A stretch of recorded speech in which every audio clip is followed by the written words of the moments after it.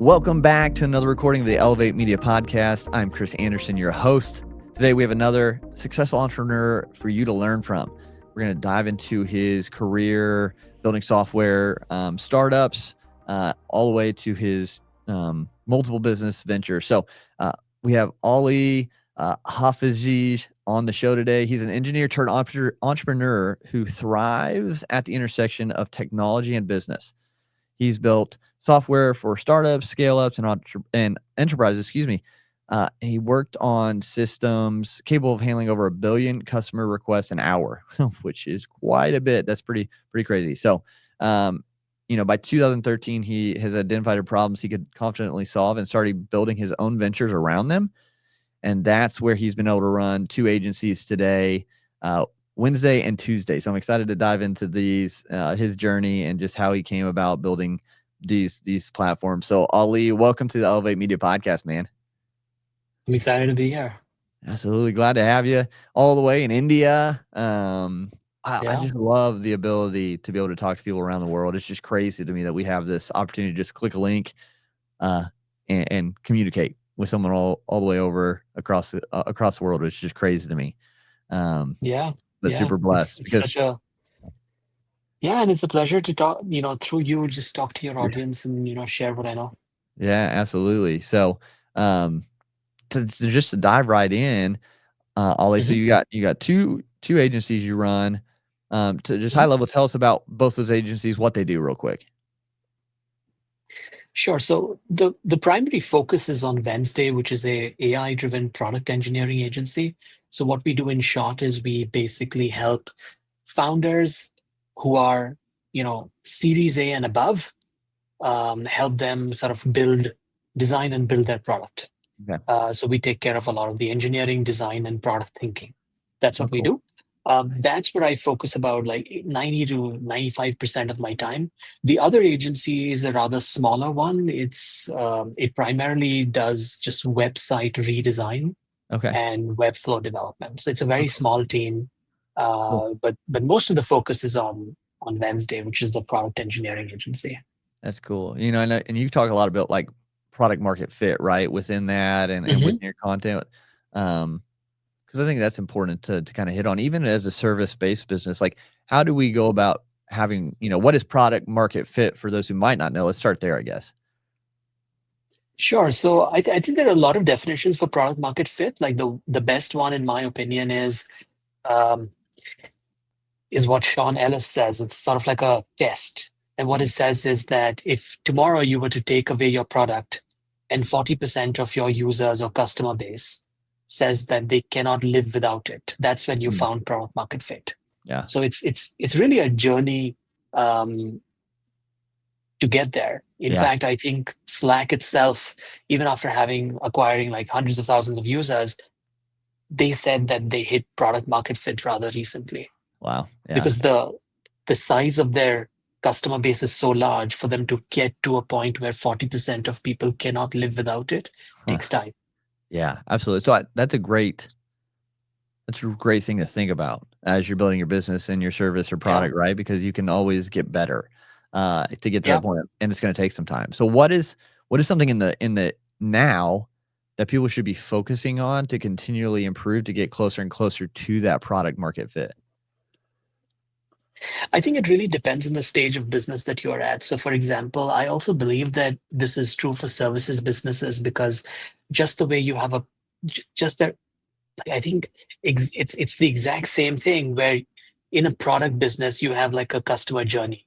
Yeah. So you have, acquisition, retention, referral, revenue. There are different phases in which a customer sort of goes through the life cycle. The same is true for a services venture. They probably, become aware about what you offer, probably through, a podcast or YouTube or something else. And then at some point in time, things might click. They might sort of read your newsletter. And that's literally the awareness stage. Then comes the acquisition. Then you service them. Then sort of the service is over. So really the concept is very similar. But coming back to your question, I think what founders really need to think about is, if you're in the early stages of your business, you really want to focus on identifying, I think, customer acquisition. And what you want to do is the more you focus on that, I mean, it's a very easy metric to measure. Like if you're a B2B business, you can just measure the number of leads that you're getting in every month. If you're a B2C business, you can look at the number of app installs, et cetera, et cetera. Mm. Um, but you really want to focus on that number, uh, and just look at the cost of acquiring that customer. Like if your cost is reducing and if you're doing things to reduce that cost, um, you're probably headed in the right direction. And then as the business matures, you can look at other metrics, like, for example, retention, like what is the lifetime value of a customer? Are they referring other people, etc.? And the more you focus on these metrics, the more you'll realize that you're constantly innovating in that area. So, for example, if you're focusing on customer acquisition, you'll just keep on thinking about like, how am I different? Like, how is this, customer looking at my service as they're looking at different agencies or as they're comparing different products? Why Yeah. did they make that decision? It's very important as a founder to keep looking at these signals so you know what to amplify, right? Mm. So Yeah. I think early stages, I would suggest look at acquisition. It'll help you identify your differentiator. It'll help you put a lot of systems in place in terms of marketing, distribution, sales, conversion, positioning. All of that thing will come into place. And then, once that is not a problem, then you start focusing on other things. But Yeah. it's really a long journey. Yeah. No, that's for sure. And I think that's a great piece of advice is just kind of starting because you could look at the whole thing as a business owner Hmm. starting out and be like, holy cow, like this is a lot that I have to figure out how to build and Yeah. implement. And so you could get overwhelmed with that. And so I think breaking it into that piece and just getting that really, running really well first, that Mhm. acquisition piece, I think that's such a great piece of advice with that. Looking back on your journey, what did that look like for you when you're trying to get this all figured out and, client acquisition and seeing the kind of the big picture? Yeah, I think I went through the exact same thing that you mentioned, which is I was trying to do everything initially. Um, and I think most founders go through that where, um, you're trying to do too much, but nothing really moves the needle. Yeah. And then you come to a point where you realize that, you know, I need to probably, I need, like, I think most founders realize a little too late that no matter how hard they try, they can't really, there comes a point at which things are not going to change much in terms Yep. of the size of the business. You are not going to move to the next phase of growth. Most businesses grow in S curves. Mm-hmm. You start doing a few things right, and then you plateau, and then you stop growing, Yep. right? At that point, most founders, they either give up, they probably try and get acquired, or Mm. you know, many times founders fight because things are not changing. Yep. And I think what you really need to identify is what needs to change is you Yeah. at that point. So, for example, if you're doing too much, you need to stop and do one thing and get help for the areas that you're not focusing on. Right. Um, and and at every stage of growth, so let's say you cross that growth and you've started growing again, things start moving, there are new systems in place, you cross that hurdle, again, you will plateau, Yeah. right? That's just how businesses grow. Yeah. Some things start working, you put a system in place, you'll hit a plateau.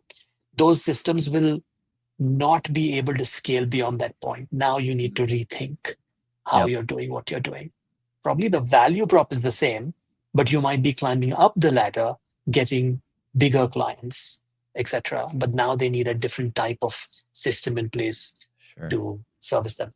Yeah, and that's a great point. Do you look back? Can you look back on your journey and remember one of those pivotal moments, maybe a low point or maybe a plateau that you were at that was like a make or break for you and your businesses? Can you remember those? Recall that what that was like?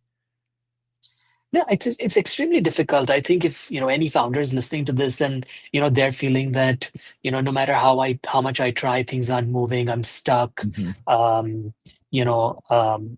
I pretty much spend my entire day just checking in on people. I don't know how to delegate. My team is too dependent on me. I feel like I'm the bottleneck everywhere. Yeah. You are probably at one of those stages where you need to change.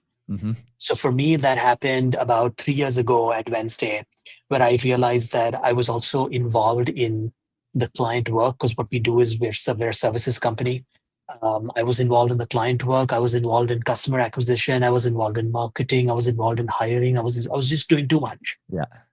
and it helped us get so far, Right. but things weren't really moving. So I wasn't really feeling like this is worth it for me anymore, Yep. and I had to change. And I put like a system in place in terms of hiring. We created an HR team. We built a sales system. We built a sales playbook. And I just picked the key area that differentiates us, which is just distribution and marketing. Yeah. And then we put systems in place for the rest. And yeah, that's what helped us. But That's awesome. again, um, this is, I think, the key litmus test for me for points like this is if you feel like giving up, Yep. that's where you need to identify it. That's when you are the problem. You need to change. Yeah. It's very difficult. It's very difficult to do. Yeah. And I would agree on that. It's most of the time, almost, I would say probably, if not every time, is our fault as the founder, as the leader of it all, Yeah. to either get out of the way or, we're not doing something correctly that's causing, these slow moments, these plateaus, or even the regressions. Like sometimes, Hmm. because we can only grow to the level of, the skills and abilities and things that we have as a leader. Um, Correct. and we got to get out of the way sometimes. Yeah. And that's, I'm sometimes, sure you've had such experiences. yeah, yeah. And sometimes that's making, like, I see, like, as a leader, either, as an entrepreneur, or, even as a father now, it's like sometimes you have decisions and neither of them necessarily are right or easy. Hmm. One's just better out of the two. Correct. They're both gonna be hard. They're both gonna hurt. They're both gonna, you know, take not gonna feel the best, but you still gotta make one, you gotta choose. And Correct. yeah. And I think not making a decision is also a decision. Mm-hmm. So Yep. I think that's another very big problem that founders have, is that they feel like they need to literally decide everything, but Yep. you can choose not to. And I Yeah. can tell you with experience that your teams will fill in those gaps, and that's what they should be doing. Yep. Yeah. So How do you need people to do this if decide. they don't have if they don't have the bandwidth or the I think I know the answer, but for those listening, say, they're a solo entrepreneur, they're the founder, CEO, it's only them right now. Man, Hmm. Ali, Chris, I'm listening to you guys, but I don't have a team. I don't have Yeah. delegation ability right now. Um, how do you respond to that for them to get over this maybe early plateau they're in? Well, I think that's not really a plateau. Like, that's what you're supposed to do at that point in Yeah, time. yeah, You are supposed to figure out um, something that people are willing to pay for and build up your bank balance. yep, But when that starts to happen, you also need to identify or build up the courage to start spending it and create those systems in place. yeah, So the early days are all about hustle. And yep, then as things evolve and mature, it's about systems and scaling. yep, You need to stop being that bottleneck. for sure. Yeah. So it comes with it. You kind of almost have to pay your dues of figuring it all out Yeah. and I don't think it gets easy. I mean, I no. think it's the difficulty, it's just a different kind of difficulty. You just Yeah. keep solving different types of problems. Uh-huh. Yeah, because it's crazy. Like I look back on the journey and Elevate's just been around since 2021. So coming on, in Hmm. 4 years. And I'm like, the problems we have now versus the problems we had back then, I was like, I'll take those problems probably than the ones I have now because they just seem they're a lot different now. Yeah. Because it's just, but then some of them are like, oh yeah, we've been here before, just whatever, like this too shall pass kind of thing. So Right. just part of the journey, I think. And but then you have people like, well, the economy's bad and all this. What's your take on that? Your perspective on like when there are economical downturns or slow points. What's your perspective on business growth during those times? Well, I'll tell you one thing. It's something that you should definitely consider if you are uh, running a business that is probably heavily regulated, or if you're Mm, doing some kind of cross-border export, or I don't sure. know, something like that. Yeah. But I think Wednesday is as old as Elevate, for example. We're Yeah. about 5 years in, so similar in terms Yeah. of age. But right from the time that we started, there's always something on the other that's happening with the world. Right. Yeah. You know, so for example, COVID Yep. happened. There were wars, Yep. like there's currently one happening in Middle East. Yep. There was one potential war between India and Pakistan that was Yep. just happening like 2 months ago. Right. Um, Something has always happened, but we've sort of figured it out. Yeah. So I think that you are too small um, for these things to affect you, Yeah. unless you're like a Fortune 1000 or something like that. Like Yeah. that's their problem. Yeah. You need to um, start looking at what really matters to your business. Mm-hmm. Like for example, for us, um, really many of these signals didn't really matter to us. Like when I look at our journey, Yeah. what we are really doing is we're helping like founders who are, let's say, Series A and above, help them solve many of these problems that I'm talking about Yeah. with engineering, design, etc. Um, their problems didn't really go away because of these macroeconomic conditions. Right.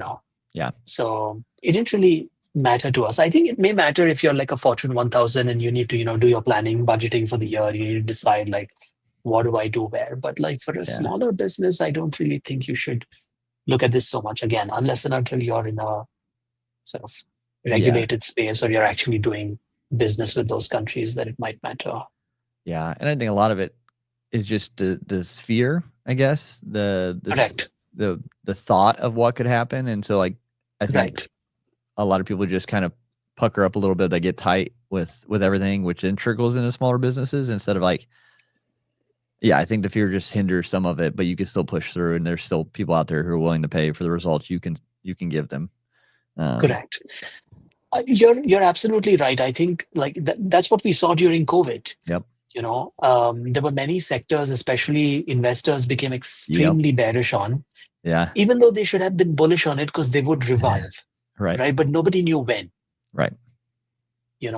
So these things do happen, but I think that you need to stand your ground, and if you really have the conviction, things do tend to work out. Yeah. And I think there's you just also have to think about like innovation. How can we, not necessarily pivot, but how can we tweak what we're doing a little bit? How can we shift just a little bit with what's going on in the markets or going on, with marketing on social media or things of that nature, and being able to be a little bit of flexible and adaptable to things, which as a smaller business is a lot simpler than if you're a huge conglomerate, It's tough. Yeah. Yeah. Because when you have a smaller team or if it's just you, it's a lot simpler. Like put it on memo. Hey, we're shifting and doing this. Like it's like, okay, all two of us, all three of us know we got it. Whereas if you have 300 people under you, there's a lot more moving parts that you have to kind of get figured out to do it. So it's, pros and cons of both, small versus huge, which I think also I think the definition of a small business is having like 50 employees, something like that, which is crazy. So, majority companies are small businesses out there. But yeah, I think it's just, just continuing to go and not give up. Because I think in those really, really hard moments, so many do give up, and the ones who don't, then they're just better off continuing, because the ones who quit, they're either going to try to start over or start something new, and it's just a repeat cycle of trying it again and again, and then a hard thing happens and they quit again, and then you never get any progress. I mean, I think, truth be told, I don't think there's anything wrong with quitting. It's just that you have to identify the right time for it and the right reasons for it. Yeah. Like, for example, if you're just not able to find customers for what you offer, no matter how much you try or tweak or change your positioning, changing your offer, etc. Right. The market just does not want it. Then it makes sense. Sure. But it has to be done for the right reasons and not really for reasons such as these, which really have no impact on what you do. Yeah. Yeah. Agreed. Yeah. I think majority of the time, I think people just quit because it gets hard instead of just pushing through. But yeah, I agree. If there's no product market fit at all for what you're offering, then yeah, I think you might need to pivot completely out of that. But what would be something you have 2 agencies. What would something you'd kind of offer as far as advice? Maybe someone starting out trying to build an agency, kind of like what you did. Um, yeah, what kind of wisdom would you give them right now? I would say that, forget being an agency owner. If you're a founder, Yeah, I think that you need to identify what you want. yeah, Most people don't know what they want. They don't really have a vision about themselves and their business. sure. You'll be surprised to know that a large part of decision making in the corporates, the clients that we work with, and what we see happening around us is largely influenced by what happens around them, which Mm, means that they're constantly looking at competition, some business report, et cetera. But truly, I mean, you can look at all of these things as signals, but you need to decide what to do because you need to have that vision as to where you want to go. right. So, for example, if you're a person who wants to be niche and who wants to be like a small boutique firm, or if you want to be a small business, just be happy with that. Don't try and constantly be something that you're not, because if you try to do that, nothing will work. You Right. could be an extremely profitable small boutique business, Yep. but if you're constantly thinking about like larger businesses, you'll probably lose your profitability Yeah, because this is what you know how to do best. You should own that. for sure. Identifying one's strengths is very, very important in the long run. You need to play the game to your strength, not somebody else's strength. You'll Yeah, always be second there. for sure. Yeah, and I think you can always shift too. Like as you grow, that can look different. But like knowing in the moment where's your strengths, where do you really stand out, and just leaning into that, you'll get so much better results versus trying to mimic or imitate, you know, a larger business that has been around for decades and decades Mhm. versus, what makes you unique in being a smaller establishment. So, Yeah, I think so. I yeah. think just be you is my advice. Yeah. Yeah. I think that's the best advice. It's a lot simpler for sure Yeah. to just be you and be authentic and I think as founder, like again, like I think showing up online too as yourself and having Hmm. that public awareness, like to see who you are, especially in the day of AI, like is going to build so much more credibility and trust between you and your client base, whether it be businesses Yeah. or consumers, because they're going to see you online and they're gonna be like, wow, okay, Right. Chris is the founder of Elevate, Ollie is the founder of Tuesday and Wednesday, like they're really cool guys, like you know they like doing X, Y, and Z, and I'm down with that, and so they're gonna buy from us versus someone over there is complete opposite, and that's okay because there's so many Mhm. people, like there's enough out there for everybody, Correct. and I think just showing up as your true authentic self and showing that out there is going to connect with people on a different level. So I agree with you. And I think that's what people will crave more. There was something that I mm, was reading that said that, you know, um, what if we come to a time at which, let's say, for example, this podcast was actually done by two AIs, one right, version of you, one version of me. And the argument was that this can happen and it's probably going to happen very soon. But humans will probably crave only those shows where there are humans, yep, because the value of that increases in a world where there is more AI, yeah, right? yep, So it's probably possible right now that this could happen where there could be two AIs who are actually talking to one another and probably be able to have a complete conversation. But that's not where the viewership is, right. I think. Yeah, I think it'll have like kind of like back in the day, like the flea circus. Like it'll have that you know Yeah, circus yeah, effect. yeah. People just go for entertainment and see, well, that's really cool. Like, how does that do it? Um, but it only lasts a little bit. And I think again, people, and I say this a lot. And I said it in the last episode was, people crave human and human interaction. So I think Hmm. live events. I think live streaming videos. I think video podcasts that are actually people, real people, are going to be super strong foundations for small businesses going forward. Just because Right. we're seeing it now, so much AI just being put out there, photos, Yeah. videos, and people want to know what's real, and the only way they can do that is live stuff or in person or live streaming of an actual person. So it'll be an interesting thing. Where do you see AI, going in the next 6 months for businesses? Anything you're seeing that you're like, okay, yeah, we've got to definitely involve that within what we're doing. We're using a lot of AI. Yeah. So I'm fairly bullish on services in general, because Hmm. I think that the larger companies are going to find it. I mean, the larger companies that are primarily in our space, in the product engineering space, have been working on a model which is just staffing. So what they do is, let's say a customer has a requirement to build, let's say, a web application, just as an example. Hmm. What they'll do is they'll just help staff that project. Okay. But what to build, what to build is largely governed by the customer. They also Sure. have a technical representative, etc. It's just outsourcing, so the benefit is it's just at a lower cost. Mm. But I Interesting. think in the world of AI, the buyer does not want this anymore. Hmm. What the buyer wants is an outcome. Yep. That means they want to talk to the service provider and say that I'm trying to achieve this. Yep. How can you help me? Right. They don't really want to manage a team. They don't really want to like do the usual. They just want to achieve that outcome and pay for it. Yep. Um, I think that the older players, which are huge and they're gigantic businesses, are going to find it extremely difficult to adapt to the new needs of the buyer. Hmm.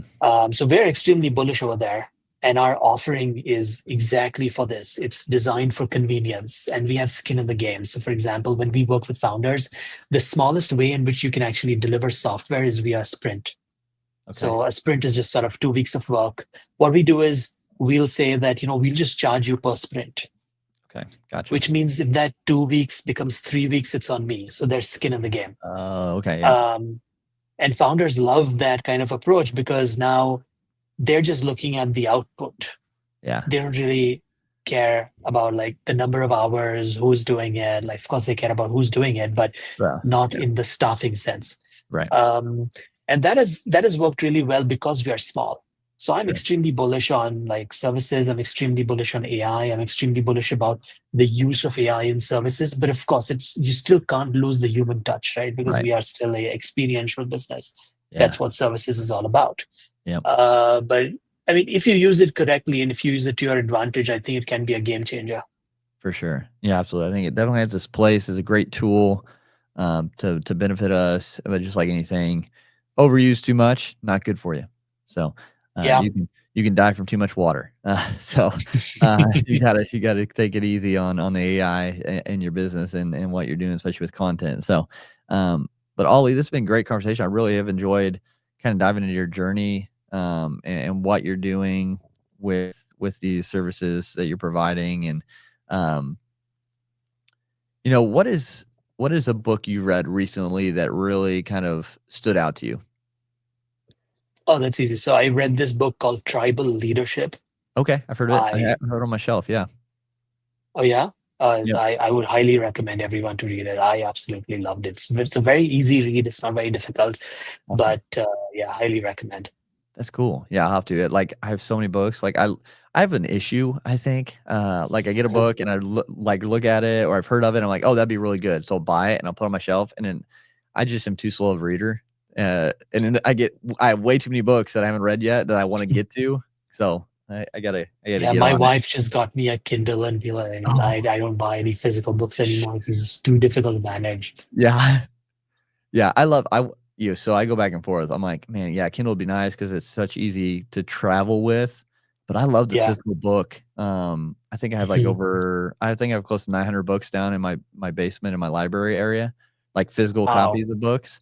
I don't know, I Mhm. like that old aesthetic feel but yeah, Kindle would be my wife has one and she loves hers and I'm like, well, maybe I should get one and it'd be easier to take everywhere. So, but that's cool.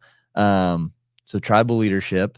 That's a good one. Any podcast you're listening to besides Elevate Media Podcast? Just kidding. Any other Of podcasts you course. enjoy listening to to keep you Well, the number motivated? one. Oh, okay. I listened to a bunch of them. I listened to this one called Founder. I think it's by the guys at the Hampton. Okay. Um, I also listened to Lex Friedman. I think that's Uh, a good show. Nice. Yeah, I think these are the ones that come to mind. Cool.